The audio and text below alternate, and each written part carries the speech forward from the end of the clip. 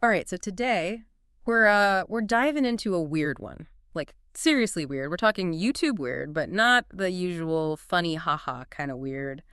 This is more like a possible witchcraft weird. You know, Studio Falconi and Red Orgies, right? Yeah, those The guys. comedy duo. Yeah. Well, their channels recently took a turn, and it's got a lot of people wondering what's really going on. It is interesting how their usual style is so different from this new stuff. Like you said, it's kind of spooky, right? Yeah, and what makes it even weirder is that it all starts with Falconi, who's admitted to being like kind of superstitious already. And get this, he finds a package in his backyard, but not just any package, right? This thing is like carefully put together weird stuff inside. His picture, an egg, even a pair of, used women's underwear. He calls it brujeria. Ruggieri. Yeah, have you heard of that?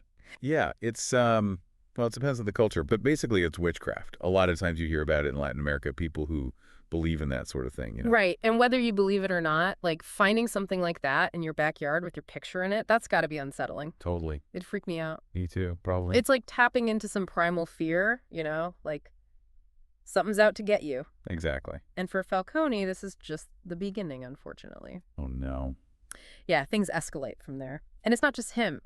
Rita Jorges, who's usually the skeptic of the two, starts experiencing weird stuff too. See, now that's what I find really interesting. How do you go from being a skeptic to, well, experiencing something you can't explain? Right. Like, where do you even go from there? Exactly. It really makes you think about how much of what we believe is based on what we've seen and experienced ourselves. Totally. And we're not just talking like a flickering light here. We're talking insistent knocking at 3 a.m. But when he checks, no one's there. Then there are objects moving, like literally moving for no reason. Oh, way. Yeah, like his shoes rearranging themselves overnight.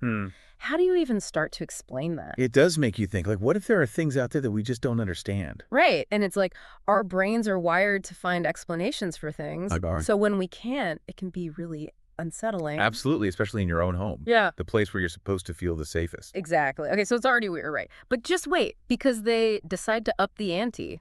Oh, no. What did they do? They decide to explore a local cave. Okay. And not just any cave, right?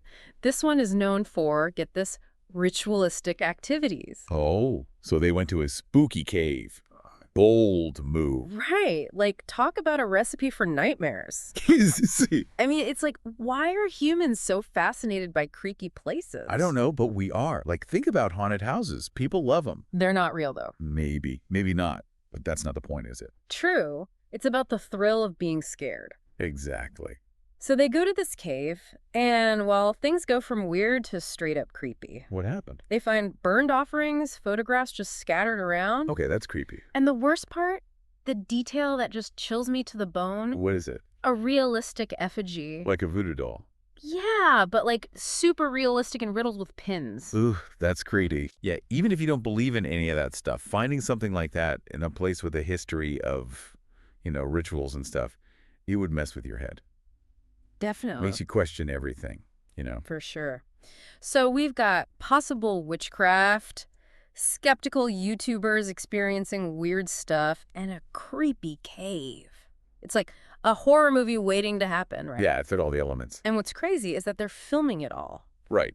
Like, we're along for the ride with them. Exactly, but we're also, watching it on a screen. Sure. We've got that distance. So let's put on our skeptic hats for a minute. One theory I keep seeing is sleep paralysis. Oh, yeah, that's a popular one. Have you ever experienced that? Once or twice, it's scary. What's it like? It's like you're awake, but you can't move. Hmm. And you feel this pressure on you, like something's pushing you down. And hallucinations. Sometimes. Like you might see or hear things that aren't really there. Okay, so that could explain some of what Rita Jorges experienced. Yeah, maybe the feeling of something pushing him down in bed. Right, but what about the objects moving? Could that be like a prank?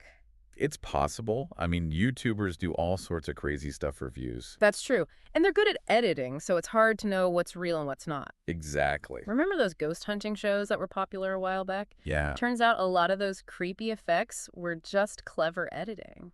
It's crazy what you can do with technology these days. Right. But even with that in mind, there's still something about this whole thing that feels off.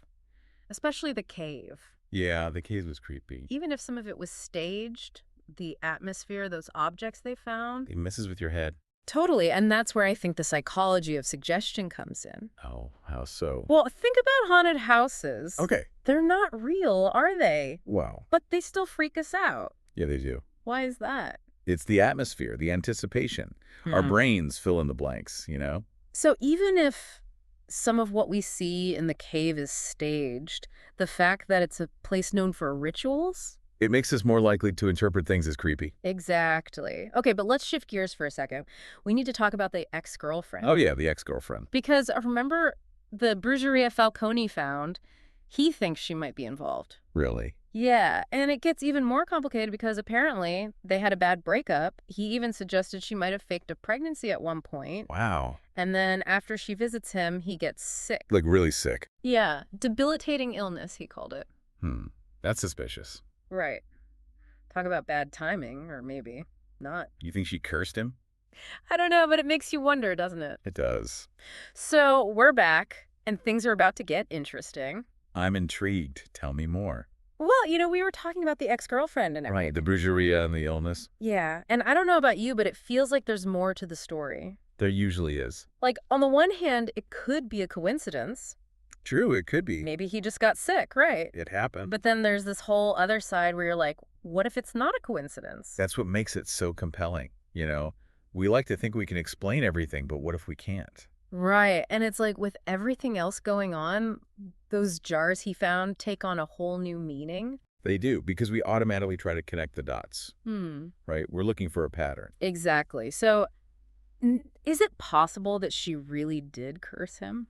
I mean, I'm not going to rule anything out, but we have to remember that these things can be misinterpreted. Okay, I see what you're saying. Like, what might seem suspicious to us, knowing everything that's going on, might be completely innocent in another context. It's like those jars. Exactly. Maybe she was just really into, like, making her own bath salts or something. That'd be a twist. Right. It's all about perspective.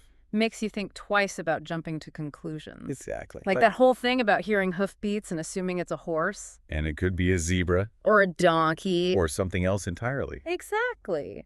Our brains just want to make sense of things. They do. So where does that leave us with all this? We've got creepy events, a possible curse, a mysterious ex-girlfriend. It's a lot to unpack. It is, but that's the beauty of it, isn't it?